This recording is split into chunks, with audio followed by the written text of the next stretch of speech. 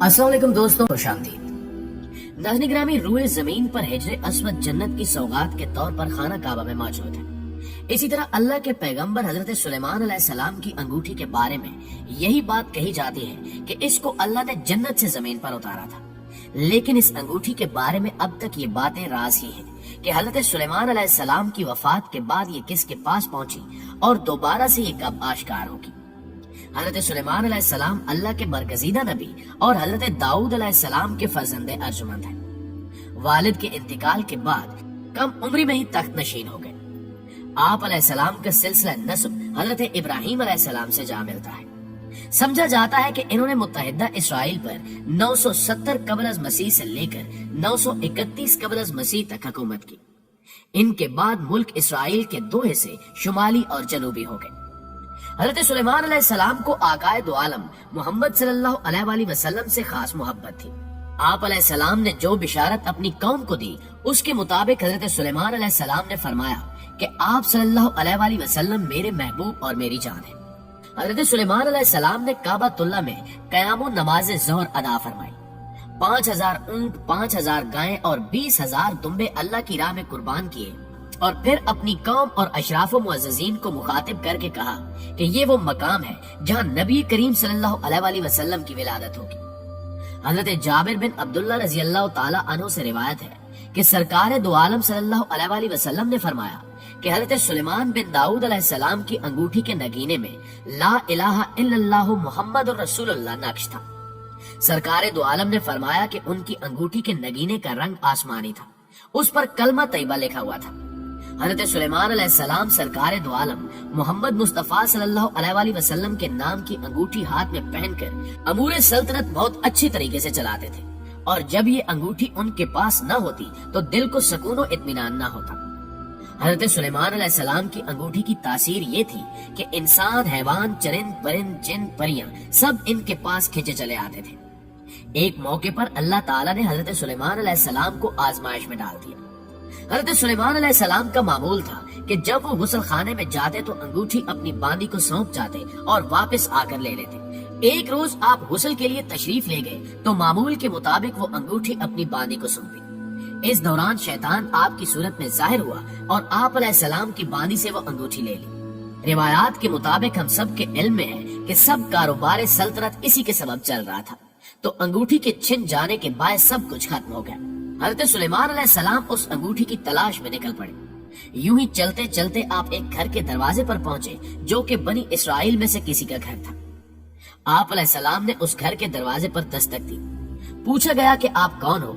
हजरत सुलेमान अलैहिस्सलाम ने जवाब दिया कि मैं वो हूँ जिसकी दावत करना आप पर फर्ज है। खातून ने कहा कि मेरा शौहर घर पर नहीं है, इसकी गैर मौजूदगी में किसी गैर महरम को घर में आने की इजाजत नहीं दे सकती।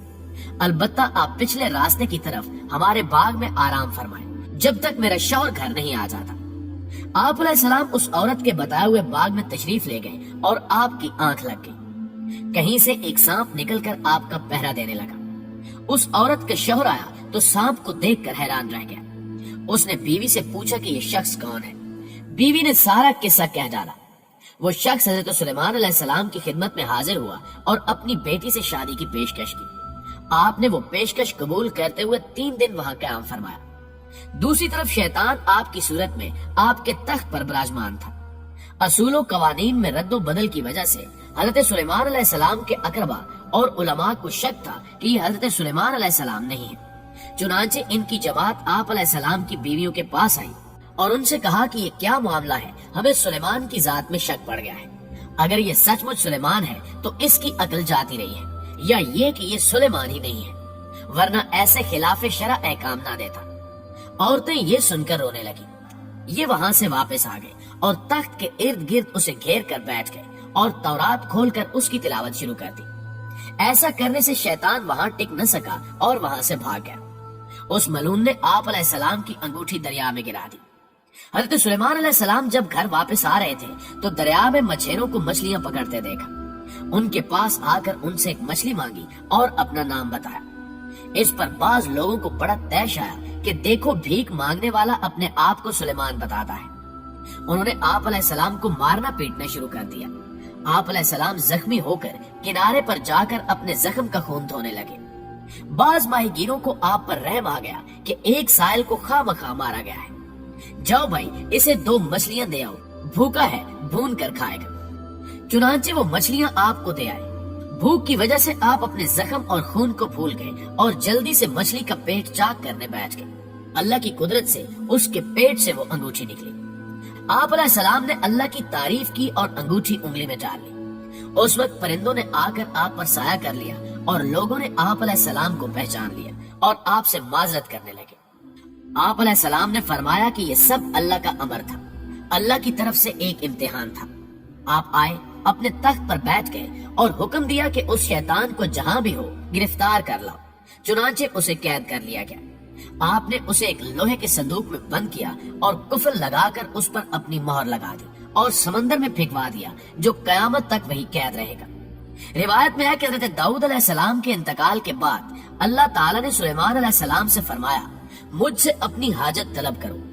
آپ علیہ السلام نے عرض کیا کہ اللہ تعالیٰ مجھے ایسا دل دے جو تجھ سے ڈرتا ہے، جیسا کہ میرے والد کا دل تجھ سے خوف کیا کرتا تھا، اور میرے دل میں اپنی محبت ڈال دے جیسے کہ میرے والد کے دل میں تیری محبت تھی۔ اس پر اللہ تعالیٰ بہت خوش ہوا کہ میرا بندہ میری عین عطا کے وقت بھی مجھ سے ڈرا اور میری محبت طلب کرتا ہے۔ مجھے اپنی قسم، میں اسے اتنی بڑی سلطنت دوں گا جو اس کے بعد کسی کو نہ ملے۔ پھر اللہ تعالیٰ نے ان کی ماتحتی میں ہوائیں کر دی اور جنات کو بھی ان کا ماتحت بنا دیا، اور اسی قدر ملک و مال پر بھی انہیں حساب قیامت سے آزاد کر دیا۔ ابن عساکر میں ہے کہ حضرت داؤد علیہ السلام نے دعا کی کہ باری تعالیٰ سلیمان کے ساتھ بھی اسی لطف و کرم سے پیش آنا جیسا آج لطف و کرم تیرا مجھ پر رہا۔ تو وہی آئی کہ سلیمان علیہ السلام سے کہہ دو کہ وہ بھی اسی طرح میرا رہے جس طرح تو میرا تھا، تو میں بھی اس کے ساتھ ہو جاؤں گا جیسے کہ تیرے ساتھ تھا۔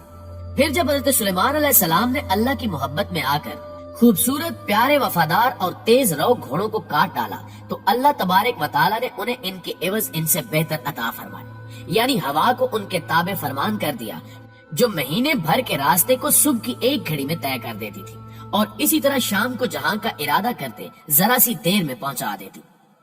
جنات کو بھی حضرت سلیمان علیہ السلام کے تابع کر دیا گیا۔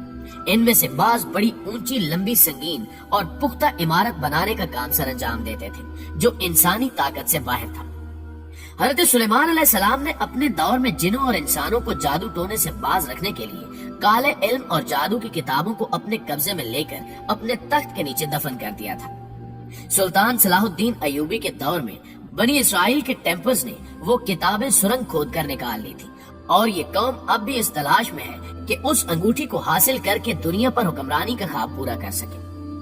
اس حکمرانی کے خواب میں یہ لوگ آج تک اس انگوٹھی کو تلاش کر رہے ہیں، لیکن یہ انگوٹھی آج تک نہ ان کو ملی ہے اور نہ آئندہ کبھی مل سکے گی، کیونکہ یہ انگوٹھی مرد مومن کی امانت ہے اور اس کا استعمال بھی انہی کافروں کے خلاف ہوگا۔ چونکہ حضرت سلیمان علیہ السلام کے پاس یہ انگوٹھی حضرت داؤد علیہ السلام کے ذریعے آئی تھی، تو عیسائی اسے حضرت داؤد علیہ السلام کی ملکیت سمجھتے ہیں، جبکہ مسلمانوں کے نزدیک یہ حضرت سلیمان علیہ السلام کی ملکیت ہے، جبکہ یہودیوں کا ماننا ہے کہ حضرت داؤد اور حضرت سلیمان کیونکہ بنی اسرائیل سے تعلق رکھتے تھے، تو اس انگوٹھی پر یہودیوں کا حق سب سے زیادہ ہے۔ اسرائیل کے پرچم میں 5 کونوں والا ستارہ، جسے لارڈز آف ڈیوڈ کا نام دیا گیا ہے، یہ بھی دراصل اسی انگوٹھی کی شبیہ ہے۔ بہرحال حضرت سلیمان علیہ السلام کی وفات کے بعد یہ انگوٹھی کہاں گئی، اس کا علم اللہ کے سوا کسی کو نہیں ہے، لیکن مختلف روایات میں یہ بات آتی ہے کہ قیامت کے قریب یہ انگوٹھی دوبارہ سے ظاہر ہوگی، اور اس پر لگی حق تعالیٰ کی مہر کے باعث یہ حق کو باطل کو الگ الگ کر دے گی۔ جی تو معزز دوستو، یہ تھی ہماری آج کی ویڈیو۔ آپ کی رائے اس حوالے سے کیا کہتی ہے، کمنٹ کر کے ہمیں ضرور بتائیے گا۔ انشاءاللہ آپ سے ملاقات ہوتی ہے اگلے ویڈیو میں، تب تک اپنا خیال رکھیے۔ اللہ نگہبان۔